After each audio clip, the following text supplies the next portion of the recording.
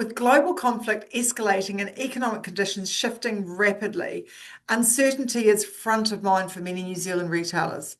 From supply chain disruption and rising costs to pressure on consumer confidence, the big question is, how do global events translate into real impacts for your business here at home? To help us make sense of what's happening, we're joined today by Satish Ranchhod, who's a senior economist at Westpac, to unpack how the current global environment is affecting the New Zealand economy and what retailers should be watching for right now.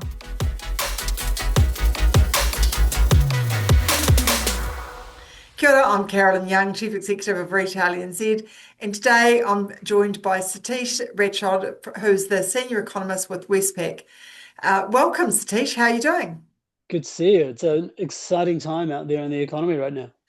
Look, there's so many moving parts, aren't there? It's just and so much uncertainty. And I guess, the first thing off the bat would be, how are those recent global developments in the Middle East? How are they affecting costs and inflation?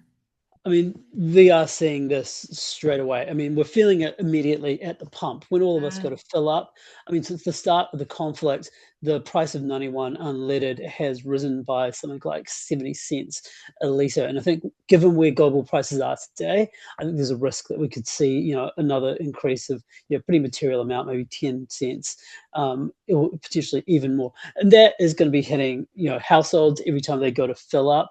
Businesses, obviously, they're running into issues already now accessing fuel, it's adding to cost of production. And we've seen some businesses like airlines, freight shipping companies, and local couriers adding to charges. And that is going to flow through the supply chain more broadly. We're going to feel it in a range of goods and services. And that's the thing, it's not just those transport costs that are going to get affected. All manner of goods and services are going to feel the impact. And that's just the fuel cost increase. I mean, of course, we're seeing this in other ways as well. Fertilizer shipments have been disrupted and those costs have gone up. That'll obviously be quite material for our agricultural sector. We may not see the costs for businesses and households straight away, but as we move into the second half of the year, risks around the supply chain there and cost in the second half of the year for our groceries certainly pretty evident.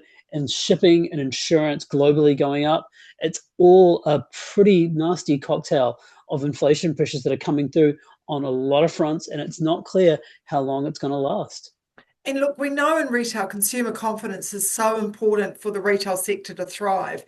And we were just felt like we were, really coming through a really tough time, and consumer confidence was just getting there. This is going to be a knock for that, right? Absolutely. I think households have been feeling the squeeze on their budgets for a long time now. As you say, it looked like we were seeing some good conditions at the start of this year, lower interest rates, some strong commodity prices, but all households across the country are going to feel these increases. There's a lot of uncertainty as well, as we've been saying. Households do tend to get pretty nervous at this time. If I think about what we see normally when petrol prices go up, just the normal fluctuations that we'd see on a week-to-week basis, households who go to fill up the tank, maybe they'll give a second thought to whether they go and get some takeaways on the way home. Right now, well, I think we've seen some surveys saying households are definitely looking at cutting back in those areas, but those cost of living pressures, we're talking about something much more pronounced this time. I think households will be a lot more cautious about a lot of their discretionary spending going forward. In the office at Westpac, have you been talking about, where you think prices might get to and what the impact might be? Would we get to $4 a litre for 91? What sort of impact that might have? Do you think, that that's feasible? I mean, this is something we've been thinking about. I think there's still a long way to go before Yeah. we get to that. I mean, I think where prices are right now, I mean, it's not inconceivable that you could see prices getting up to 330, 350 a litre, which is still a pretty hefty increase from where we are now. But when we're going much beyond that sort of level, I think that's when we start to get into questions about, well, how much is available in terms of supply. And that's quite a different discussion. It's not simply, is inflation going to be pushing higher? It's, do we run into issues with restrictions on the amount of activity that we can see, or whether people will be encouraged to stay at home, reducing back travel in the economy's more essential services. That's a very different economic situation where we would have a range of disruptions, not simply inflation, much more challenging, not just for businesses, but for households and a lot of other parts of the economy. So when we think about, consumers, their wallet being constrained once again, confidence may be dipping with this situation. The flow-on effect for retailers and how do they plan the next few weeks and months? What are you thinking about in terms of how that might play out? I mean, I think there are a range of different issues that we're going to be facing on that front. I mean, first off, in terms of a demand management side of things, it will depend very heavily on what sort of industries we're looking at. For some very discretionary spending areas, hospitality, furnishings, items for the home, I think that is where spending is going to be particularly heavily challenged. For other parts of the country, if I'm thinking about some of those necessities, groceries, other sorts of items, I think there's a chance that we do actually see a bit of a pickup in demand in the near term as households divert their spending, they brace themselves. But the longer term question is going to be what happens to the cost base there and that demand picture, because I think that could get really challenging with businesses looking at some pretty significant increases, also challenges sourcing the items that they need.